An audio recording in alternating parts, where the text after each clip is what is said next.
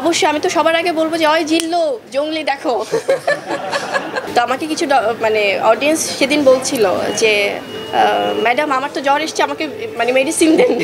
আপনি যেটি বলছিলেন যে বরবাদ এই সিনেমাটি, তো আমি অনেক আগে থেকেই বলছিলাম, যেহেতু আমি গল্পটা জানতাম বা সব কিছু মিলে এটি ডিফারেন্ট লেভেলের একটা ঝড় আসলে দর্শকদের মাঝে।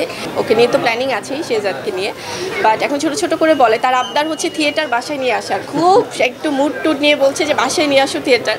আমাকে তো সরি টু ইন্টারাপ্ট, আমাকে তো মানে আছে না অডিয়েন্স, আমরা তো কিছু কিছু শোজের লাস্টে আসলে যে একটু সারপ্রাইজ দিতে ট্রাই করছি দর্শকদের। তো আমাকে কিছু মানে অডিয়েন্স সেদিন বলছিল যে ম্যাডাম আমার তো জ্বর এসছে, আমাকে মানে মেডিসিন দেন। আপনি তো ডক্টর ছিলেন।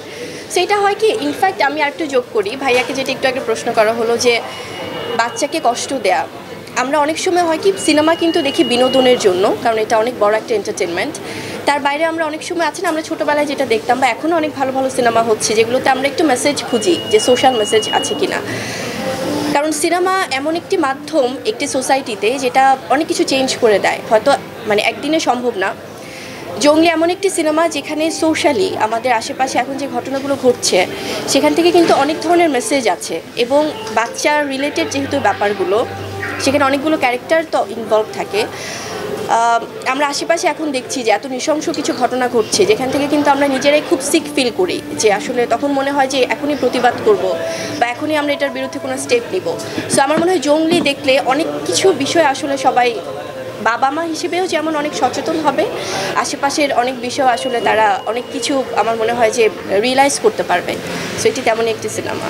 রাহিম ভাইকে আমি ধন্যবাদ দিব আরেকটি বিষয়ে, কারণ আমাদের শুটিং সেটে আছে না যে একদম ছোট বাচ্চা, নৈরিতা হোক বা আমার যিনি ছোট ভাইয়ের চরিত্রে যে অভিনয় করেছে বাবলু, খুব মজার একটা ক্যারেক্টার। এই বাচ্চাদেরকেও যেমন মানে মেনটেন করতে হয়েছে, তেমনি দিলারা জামান ম্যাম সেই একদম আমাদের সবচেয়ে সিনিয়র সিটিজেন যারা বা মানে সিনিয়র আর্টিস্ট, ওনাকেও খুব সুন্দর করে মেনটেন করতে মানে ম্যানেজ করা আছে না যে এত সিনিয়র একজন শিল্পী। সো এটা কিন্তু খুবই ডিফিকাল্ট ছিল, এবং আমাদের অভিভাবক আমাদের এত সুন্দর করে যে ডিস্ট্রিবিউশনের দায়িত্বে আছেন এবং আমাদের সব কিছু দেখছেন, পুরো জঙ্গলি টিমটাই আসলে আমার মনে হয় যে এটা তো একটা টিম ওয়ার্ক, একটা সিনেমা তো আসলে টিম ছাড়া পসিবল হয় না। সো আপনাদের মাধ্যমে আসলে ধন্যবাদটা তো আমাদের কখনো ফর্মালি অফিসিয়ালি জানানো হয় না, যেহেতু আমরাই একটা পরিবার, কিন্তু আপনাদের যখন সামনাসামনি হয় তখন সুযোগটা হয়। আপনি যেটি বলছিলেন যে বরবাদ এই সিনেমাটি, তো আমি অনেক আগে থেকেই বলছিলাম, যেহেতু আমি গল্পটা জানতাম বা সব কিছু মিলে এটি ডিফারেন্ট লেভেলের একটা ঝড় আসলে দর্শকদের মাঝে।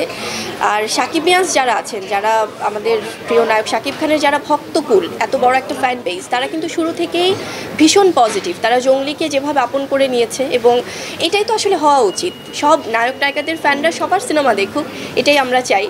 আর যারা বুবলি ফ্যান্স বা সিয়াম ফ্যান্স বা যারা জঙ্গলির ভক্ত, তারা আবার বরবাদ দেখছে, বা যারা নিশু ভাইয়ের ফ্যানরা আছেন, দাগির যারা ফ্যান, তারা আবার অন্য সিনেমাগুলো দেখছে। সো আমার মনে হয় মিলেমিশে এটাই আসলে একটা ইন্ডাস্ট্রিতে হওয়া উচিত, এবং হচ্ছেও তাই। অবশ্যই আমি তো সবার আগে বলবো যে ওই জিল্লো জঙ্গলি দেখো। কারণ আমি শুরু থেকেই বলেছি বরবাদ হচ্ছে যে একটা ঝড়ের নাম, এবং সেই ঝড় বইছে আরও অনেক দিন যাবে। এটা আমাদের ইন্ডাস্ট্রির জন্য অনেক পজিটিভ। বরবাদে আছে আমাদের সবার প্রিয় মেগাস্টার শাকিব খান, ভীষণ ভালো একজন অভিনেতা, যিনি দিনের পর দিন নিজেকে আরও ফাইন টিউন করছেন, ভিন্ন ভিন্নভাবে আসছেন দর্শকদের সামনে, এবং দর্শক কিন্তু যে কোনো শ্রেণীর দর্শক এখন ওনাকে সেভাবে ভালোবাসা দিয়ে অ্যাকসেপ্ট করছে।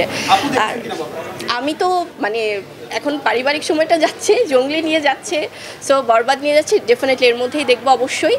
আর বরবাদের গল্পটা আমি তো জানি যে খুবই ভালো হয়েছে, এবং এটা যেহেতু বিগ বাজেটের সিনেমা, এবং এটা আমাদের সাপোর্ট করা সবার উচিত, দর্শকদের হোক বা আমাদের ইন্ডাস্ট্রির হোক।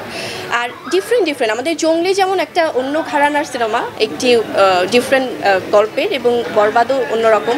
সো আমার মনে হয় যে সব কিছু মিলেমিশে একাকার, এটা আমাদের বাংলা চলচ্চিত্রের জন্য খুব ভালো যে সিনেমাগুলো দর্শক ভালোবাসছে।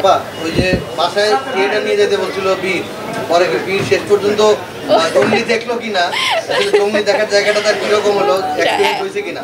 এখনো তো আসলে অনেক ছোট, সো সেখান থেকে মানে আছে না অবশ্যই ওকে নিয়ে তো প্ল্যানিং আছেই শেহজাদকে নিয়ে, বাট এখন ছোট ছোট করে বলে তার আবদার হচ্ছে থিয়েটার বাসায় নিয়ে আসার, খুব একটু মুড টুড নিয়ে বলছে যে বাসায় নিয়ে আসো থিয়েটার। সো দেখা যাক, ইনশাল্লাহ এর মধ্যে তো অবশ্যই প্ল্যানিং আছে।